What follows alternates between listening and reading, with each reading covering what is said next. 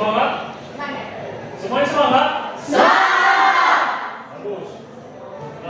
Untuk anak kami, ada baiknya sebelum kita memulai kegiatan kita pada hari ini, ada baiknya kita berdoa dulu. Siapa yang bisa memimpin kita dalam doa? Yuk, silakan dulu.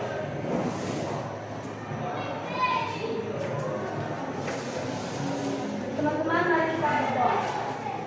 Terima kasih. Bapak absen dulu ya. Iya, Pak. Oke, saya sebutkan namanya ini, silakan dijawab dulu.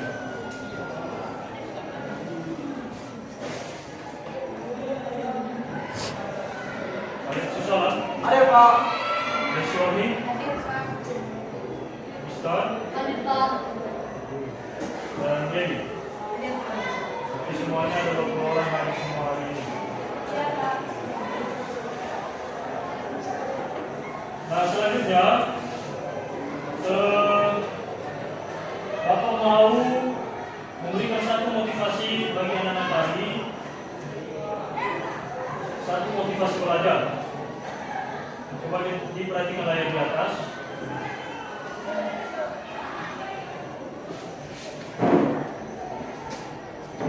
Jadi di depan sini ada satu motivasi. Tolong kepada Wistan dibacakanlah apa itu motivasi yang tertulis di atas. Motivasi pada hari ini yaitu orang yang tak pernah membaca buku, sama bukunya dengan orang yang tak bisa membaca. Nah, sebelum kita lanjut pada materi yang baru, maka Bapak Guru ngetes anak-anak kami ini apakah sudah belajar di rumah atau belum. Apakah sudah melaksanakan pesan yang Bapak sampaikan pada pertemuan sebelumnya bahwa anak-anak kami harus belajar di rumah. Maka Bapak ngetes dulu, apakah masih ingat dengan pembelajaran pada pertemuan sebelumnya tentang pengertian peralatan atau perlengkapan kantor beserta dengan contoh-contohnya. Bapak tanyakan ini, siapa yang masih ingat pengertian peralatan atau perlengkapan kantor? Saya masih ingat? Satu orang saja? Ya, Natalisda, silakan. Apa itu Natalisda?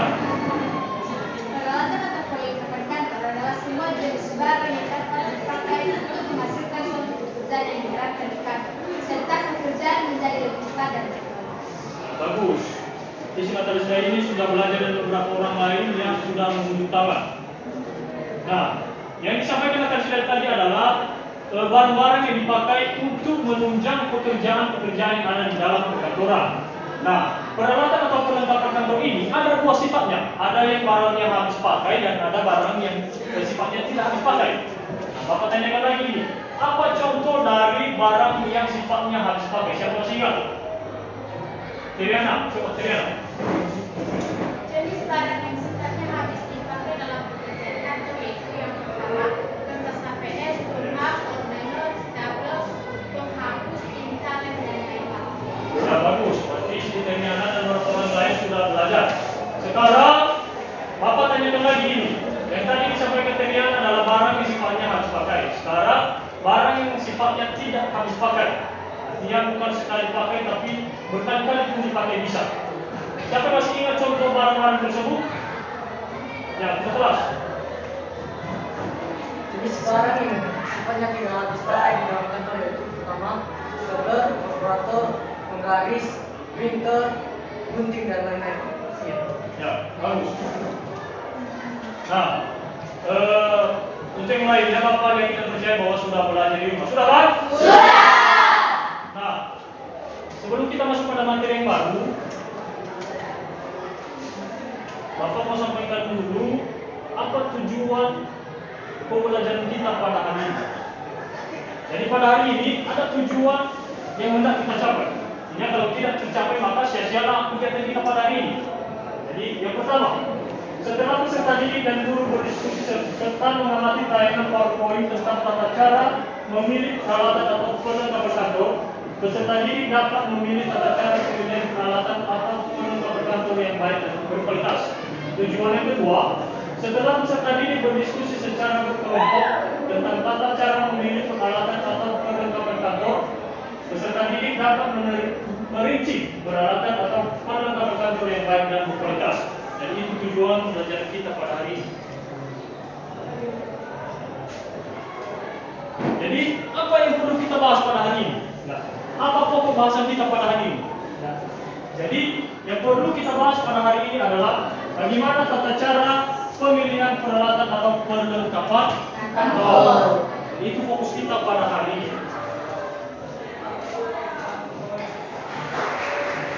Kegiatan pembelajaran, ya. Kegiatan pembelajaran yang perlu kita lakukan pada hari ini adalah yang pertama, kita semua mengamati tayangan PowerPoint. Nah, seperti ini di depan sini kita mengamati. Yang kedua, tanya jawab mengenai peralatan atau perlengkapan kantor atau office supplies. Yang ketiga, mengerjakan PKPD mengenai analisa permasalahan dalam tata cara pembelian peralatan kantor. Dan yang keempat adalah mempresentasikan hasil analisa secara berkelompok. Jadi nanti ada kerja kelompok dengan mengerjakan PKPD.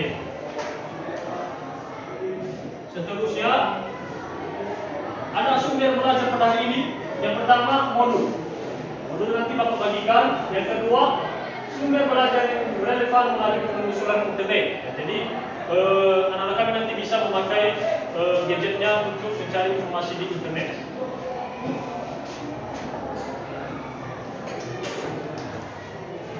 Adapun penilaian yang Bapak laksanakan pada hari ini, ya, ada penilaian untuk anak kami. Yang pertama, sikap selama kegiatan pembelajaran.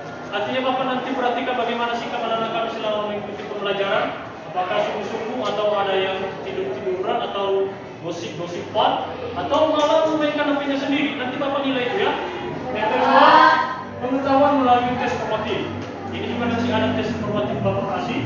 Yang ketiga, keterampilan melalui analisa permasalahan dan presentasi kelompok. Itu nanti kegiatan inti kita adalah presentasi kelompok.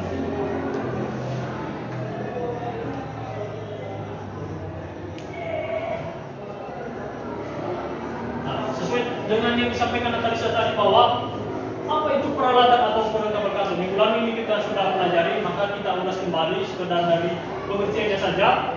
Adalah semua jenis barang yang bisa dipakai untuk menghasilkan suatu pekerjaan yang diharapkan di kantor serta pekerjaan menjadi cepat dan berkualitas.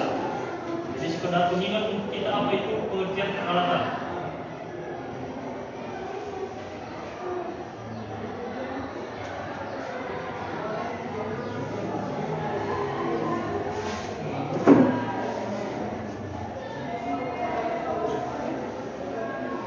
Coba lagi diperhatikan, ini materi baru kita pada hari ini yang perlu kita bahas adalah pertimbangan dalam memilih peralatan atau perlengkapan kantor. Misalnya ini sekarang Bapak kasih contoh. Tentu waktu anak-anak kami tamat SMP, kan baru memiliki ini kan, alat-alat ataupun persiapan ketika mau masuk ke SMK. Mulai dari seragamnya, alat tulisnya seperti apa, ya kan belum kan? Belum. Ketika ingin memasuki tingkat pendidikan yang baru dari SMP ke SMK, maka anak-anak kami perlu mempertimbangkan apa sih yang mau dibeli, apa yang mau dibawa ketika nanti masuk di kelas 10 sesuai dengan jurusan yang dipilih. Jadi ada beberapa pertimbangan yang anak-anak kami ambil, ya, mulai dari seperti apa bajunya, apakah masih sama dengan baju SMP, ya, dan pakai lagi baju SMP ke SMK, apakah itu atau bagaimana, atau baju yang baru, apakah dari bukunya, apakah masih bisa dipakai buku waktu SMP, dipakai lagi ke SMK, apakah bisa? Nah, itu anak-anak kami perlu pertimbangkan. Demikian juga di dalam perkantoran. Ya, ketika ingin membeli suatu peralatan atau perlengkapan kantor, minggu lalu sudah kita pelajari beberapa contoh-contoh barang di dalam perkantoran, seperti yang disebutkan oleh beberapa teman tadi, ada yang printer, komputer, ada yang kertas HVS, ATK dan lain sebagainya. Maka sebelum memilih itu, maka perusahaan atau pimpinan atau manajer perlu mempertimbangkan beberapa langkah-langkah. Ya, jangan sampai nanti terjadi yang namanya ketidaksesuaian dengan pekerjaan yang dikerjakan di dalam perkantoran. Ya, jadi itu yang perlu kita pelajari pada hari ini. Yang pertimbangan yang pertama, ini Bapak uji ini sekalian kecepatan menghafal anak-anak kami. Silakan baca pertimbangan yang pertama. Dah? Siapa? Apa tadi pertimbangan pertama? Saya. Desi, coba. Peralatan yang dipilih benar-benar dibutuhkan. Siapa sih siapa? Desi cepat menangkapnya ini. Di pertimbangan yang pertama adalah peralatan yang dipilih benar-benar dibutuhkan. Artinya bahwa jangan pilih barang yang tidak dibutuhkan. Barangkali anak-anak kami sering membeli barang, tahu-tahunya nantinya ujungnya tidak dipakai, menghabiskan uang. Itu namanya pemborosan uang. Ya, padahal tadi udah capek-capek orang tua mencari uangnya, malah kita beli yang tidak berguna. Jadi itu istilahnya ya, peralatan yang dipilih benar-benar bersuka. Pertimbangan yang kedua,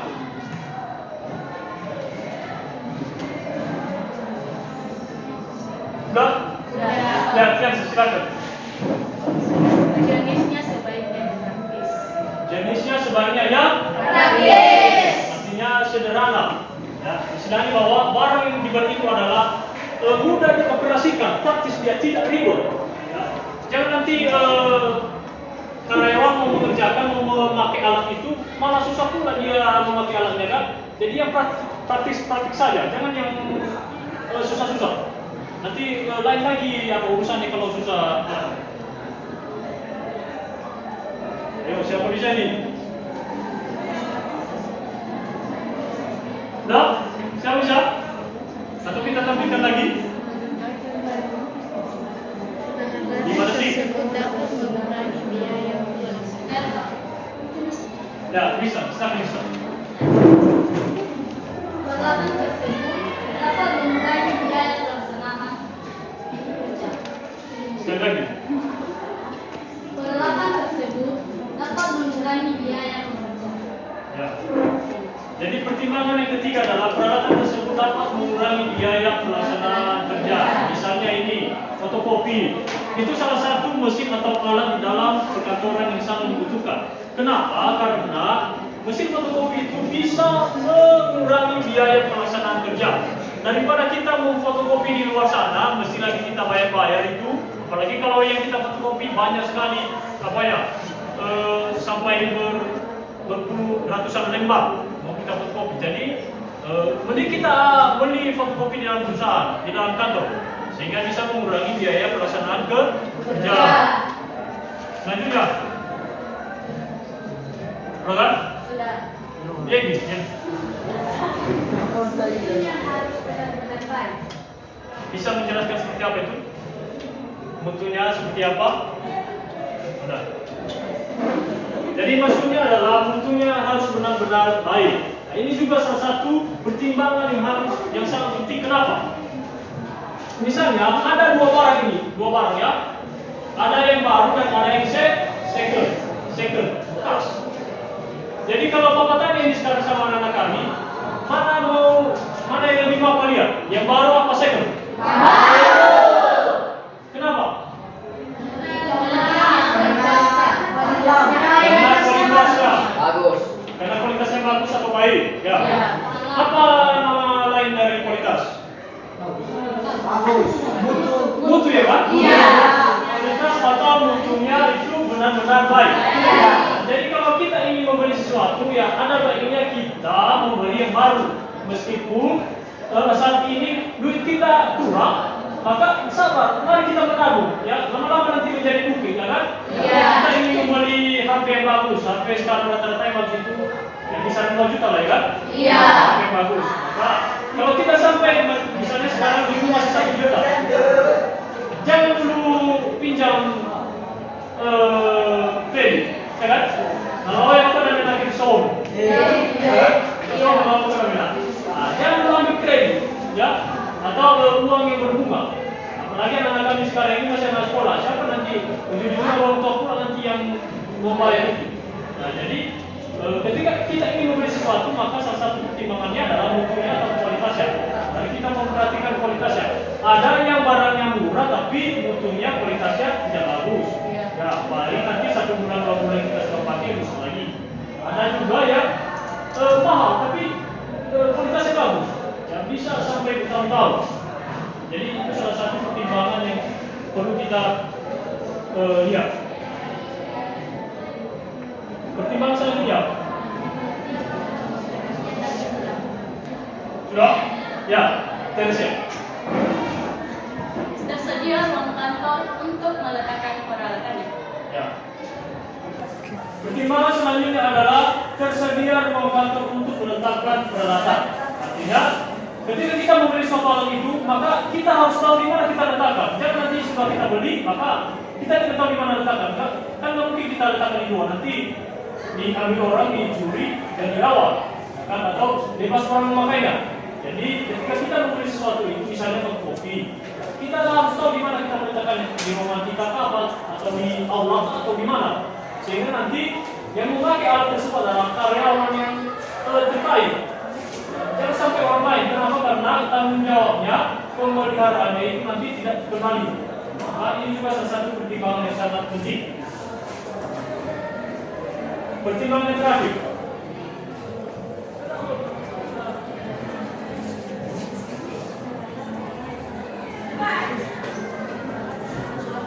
jawab. Saya Pak. Tersa. Ini pernah apa tujuan? Belum. Nanti lah ya. Peralatan harus cocok dengan jenis pekerjaan. Yang lagi? Peralatan yang dibeli harus cocok dengan jenis pekerjaan. Ya.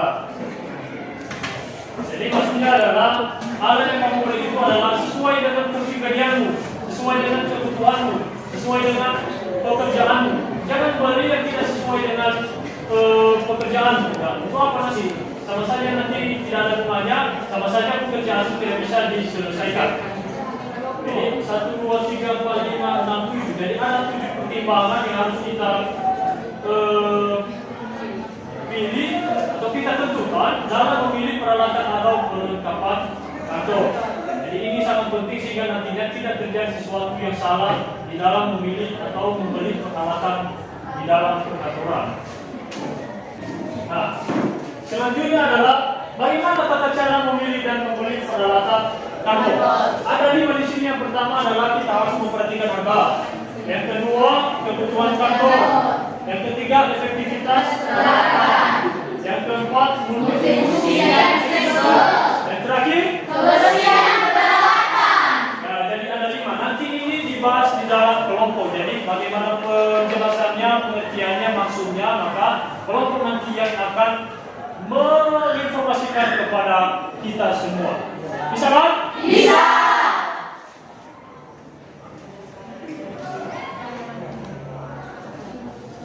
Sekarang, penilaian keterampilan. Bapak adakan penilaian keterampilan melalui pekerjaan kelompok. Nah, ini adalah kegiatannya. Nanti kita bacakan. Silakan ulang kami untuk kelompok. Kelompoknya Bapak bacakan. Jadi anak kami tidak perlu lagi memilih-milih siapa yang mau menjadi kelompoknya, nanti tidak berat kalian. Jadi di sini Bapak sudah buat sendiri kelompoknya. Jadi dengarkan ya kelompoknya. Jadi sekarang silakan bentuk kelompoknya. Ini kelompok 1, kelompok 2, kelompok 3, kelompok 4. 1, 2, 3, 4.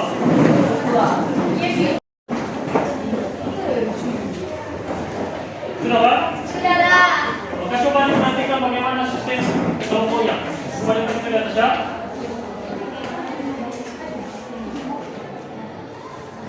Jadi yang pertama, bentuklah kelompok dengan anggota 5 sampai 6 orang ini sudah Bapak bentuk, sudah kalian bentuk. Yang kedua, analisislah permasalahan yang ada pada RKPD. Jadi Bapak mau bagikan RKPD, kalian bentuknya.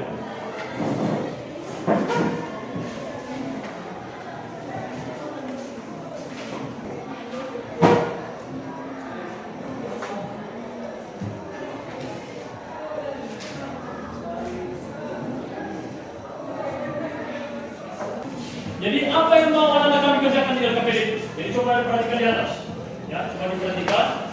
Dan dibuka di halaman berapa itu ya? Ada studi kasus di situ. Coba diperhatikan. Jadi anak-anak kami yang perlu dikerjakan, di situ Bapak kasih satu kasus, ya, kasus tentang pemborosan. Pemborosan apa itu? Pemborosan ATK. ATK atau alat tulis kantor. Jadi ada satu dugaan di suatu pemerintah daerah melakukan yang namanya pemborosan ATK. Maka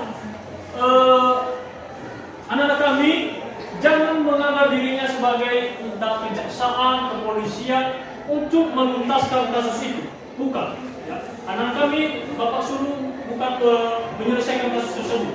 Nah, barangkali kasus itu sudah selesai. Tapi yang anak kami perlu kerjakan adalah ada pertanyaan di halaman selanjutnya. Itu yang pertama, penyebab terjadinya pemborosan ATK. Jadi itu anak kami perlu nanti diskusikan. Yang kedua, sebagai seorang pimpinan perusahaan, apa tindakan Anda untuk mengatasi terjadinya permasalahan yang sama di kemudian hari? Masalah pemborosan ini. Dan pertanyaan terakhir, apa langkah yang Anda ambil dalam memilih dan membeli peralatan atau perlengkapan kantor atau office supplies yang baik dan benar? Jadi ada 3 pertanyaan terkait dengan kasus yang Bapak lampirkan di situ. Maka anak-anak kami silakan berdiskusi. Silakan cari jawabannya dari berbagai sumber, dari modul, dari buku paket, dan dari internet. Jadi silakan dicari di situ ya. Nanti setelah itu akan dipresentasikan di depan teman-temannya. Pak? Jadi kalau ada pertanyaan nanti silakan ditanyakan kepada Bapak. Kalau ada yang kurang dimengerti, silakan dibuka HP-nya, dibuka bukunya, modulnya, didiskusikan satu kelompok itu. Jangan cuma satu orang yang bekerja. Ini pekerjaan kelompok.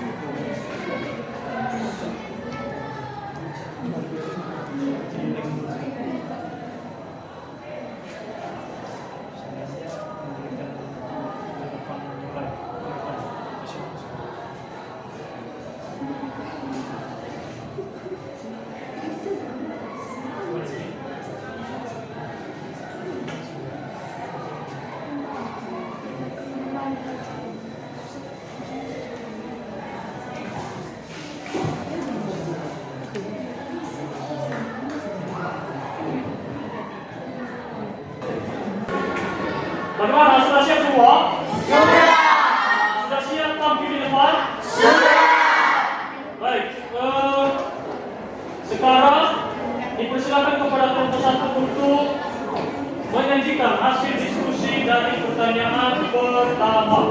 Jadi dipersilakan kepada kelompok 1. Silakan.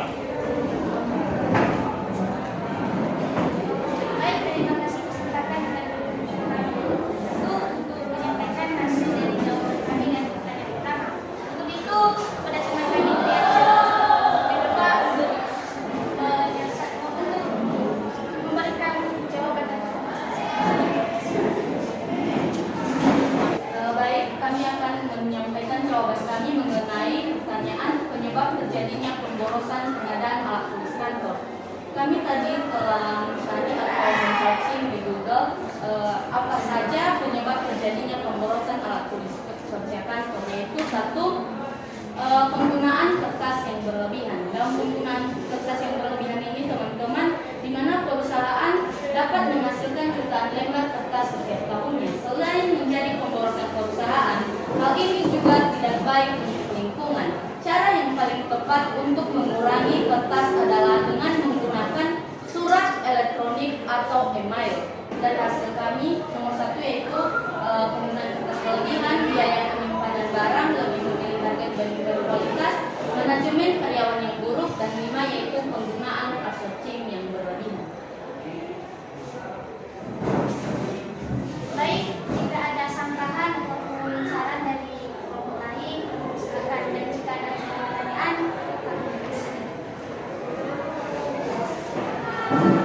Baik, kami dari kelompok kedua, kami akan mengembangkan jawaban dari kelompok 1. Perhatikan baik, kami akan menjawab pertanyaan dari penyebab terjadinya pemborosan alat kesehatan, yaitu karena adanya kondisi peralatan, bahan dan lingkungan yang buruk. Selain itu, pemborosan juga terjadi karena metode yang digunakan oleh suatu perusahaan kurang aktif dan sumber daya manusia yang buruk. Dan ada pun akibat pemborosan, yaitu barang tersebut cepat habis, keluar uang, dan banyak utang piutang. Baik, demikian dari kelompok 1. Mari kita berikan aplaus. Dan jadi kelompok 1 sudah menjawab pertanyaan yang pertama, apa penyebab terjadinya pemborosan ATK? Alat tulis kantor di dalam suatu perkantoran. Beberapa tadi sampai 5 kalau nggak salah, ditambah lagi kelompok 2 ditambah. Nah, jadi sudah sangat jelas. Dan sekarang untuk pertanyaan kedua dijawab oleh kelompok 3. baik, terima kasih kesempatan yang diberikan kepada kami kelompok 3 untuk menjawab daripada pertanyaan nomor 2. Dan untuk itu berdasarkan hasil diskusi kami berikan kesempatan kepada teman kami Sujanolo untuk menjawab pertanyaan. Baik, kami akan menjawab pertanyaan nomor 2. Sebagai seorang pimpinan perusahaan, apa tindakan Anda untuk mengatasi terjadinya permasalahan yang sama di kemudian hari? 1. Memelihara alat perusahaan. 2. Proses yang berlebihan. 3. Memahami kriteria pelanggan. 4. Instrumen manual atau teknologi canggih. 5. Memperhatikan sistem pengajian. Terima kasih. Baik, demikian hasil diskusi kami mengenai pertanyaan nomor 2. Dan bila ada sanggahan atau mungkin pertanyaan dari kawan-kawan sekalian, kami silakan.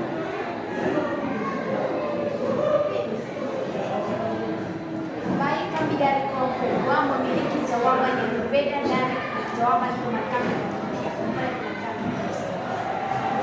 Ya baik, di sini didengarkan ya. Karena kelompok 2 memiliki jawaban yang berbeda terhadap pertanyaan nomor 2. Ini bisa. Baik, cara mengatasi agar tidak terjadi pemborosan di kemudian hari.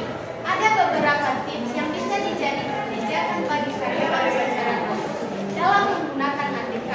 Berikut 5 poin tips menghemat penggunaan ATK yang tentunya dapat meminimalisir membludaknya anggaran di kemudian ATK. Kami yang menjawab pertanyaan dan kami kembalikan karena jawaban dari kelompok 2 berbeda. Menurut kami itu yang kalian sampaikan itu benar.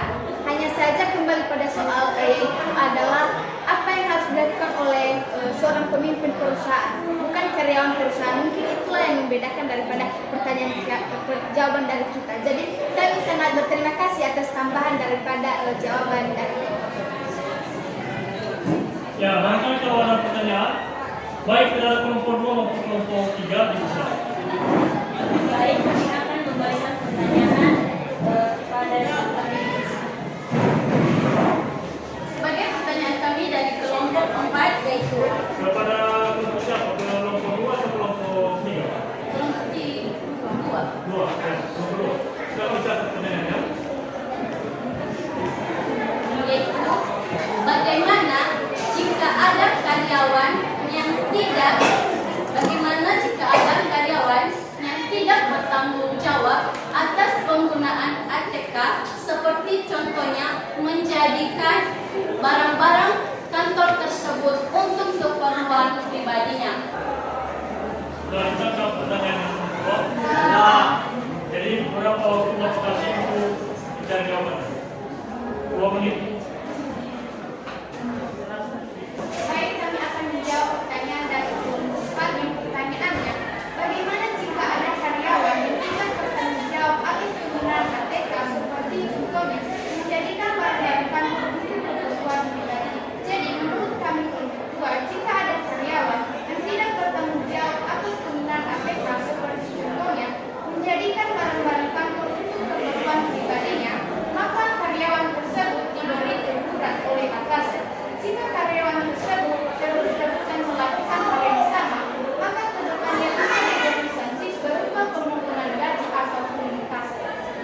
Masih semangat?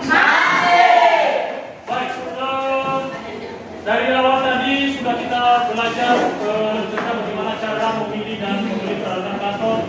Ada 7 tadi poin-poin apa saja yang perlu kita pertimbangkan, sampai bagaimana cara kita mengatasi suatu masalah memilih dan membeli peralatan kantor, yaitu misalnya terjadi pemborosan. Jadi itu ada tadi anak-anak kami sudah mempresentasikannya di dalam kelompok. Ya, bagaimana cara mengatasi, bagaimana kepercayaan anak-anak kami sebagai seorang pemimpin. Jadi untuk pembelajaran kita pada hari ini, akan ada baiknya kita menyimpulkan kesimpulan ini apakah tujuan yang sudah kita baca dari awal sudah tercapai atau bagaimana. Jadi sekarang anak-anak kami ada yang bisa menyimpulkan apa yang sudah kita pelajari pada hari ini? Saya, Pak. Ya, dipersilakan. Baik, kesimpulan dari materi mengenai tata cara memilih dan membeli peralatan kantor, yaitu ada beberapa cara yang harus diikuti. Yang pertama, perhatikan HAT. Maksud dalam membeli peralatan dan perlengkapan kantor hendaknya diatur sedemikian rupa supaya kita mengetahui pemasukan maupun pengeluaran anggaran sehingga bermanfaat dan berdaya guna.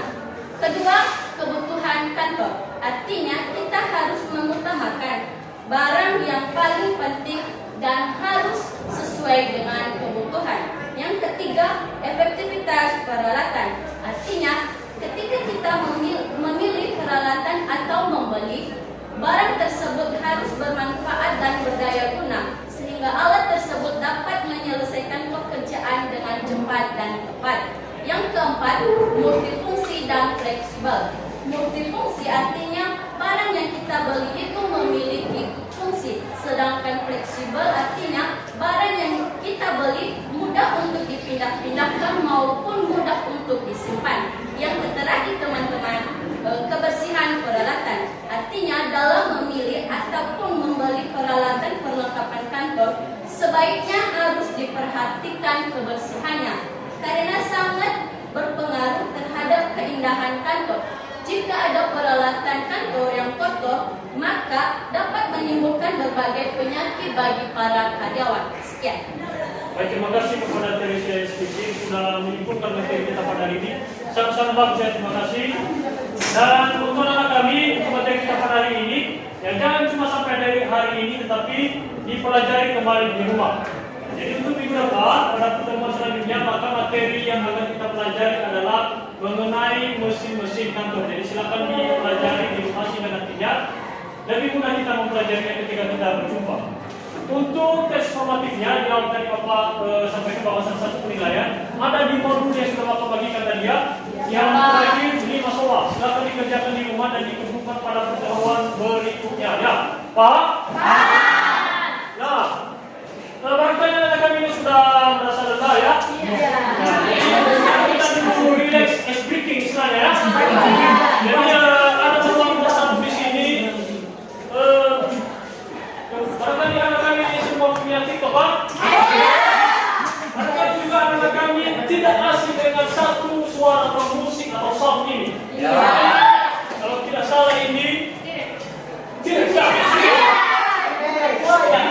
Tentunya banyak apa di TikTok, cuman yang Bapak lihat ini yang agak gampang ini cuma di YouTube. Lagi viral juga itu ya? Iya. Jadi ya, kan anak-anak sudah bawa kan? Sudah. Coba dulu Natali sudah buka TikToknya sebentar, bisa buka dulu musik. Tahu tidak Kak? Tahu. Jadi sini Bapak bawa speaker sini. Iya. Ya, saya kan sekarang bunyi.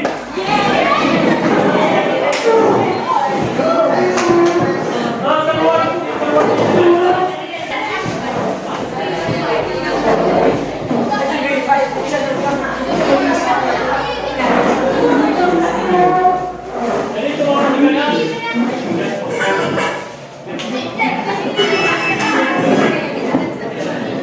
Di sini sampai Pak. Jadi pemandu kita adalah Natalisha.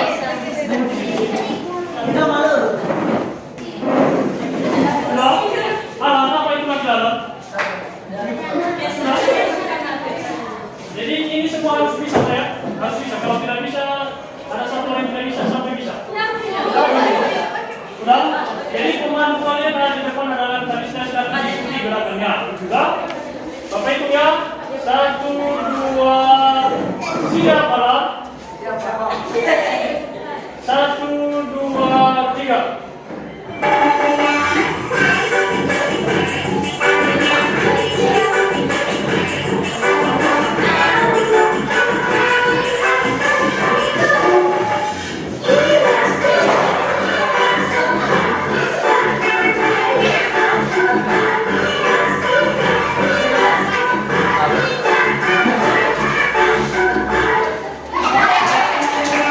Alan ke depan, Alan ke depan. Saya Alan tidak atau Alan sama Grace ke depan. Cepat, cepat. Alan Grace ke depan.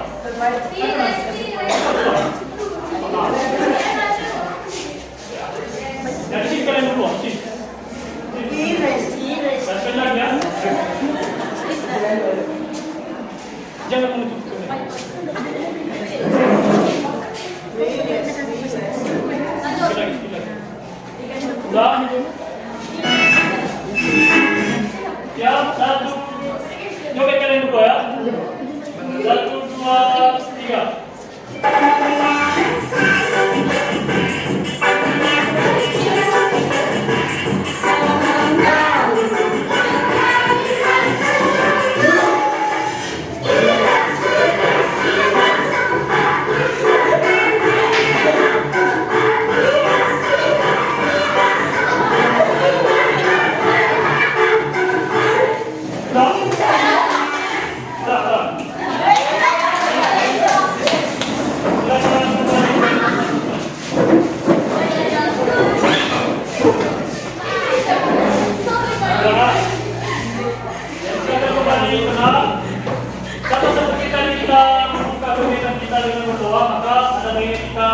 Kegiatan pembelajaran kita juga pada hari ini dengan berdoa. Siapa yang bisa memimpin kita di dalam doa untuk ya silakan di sini.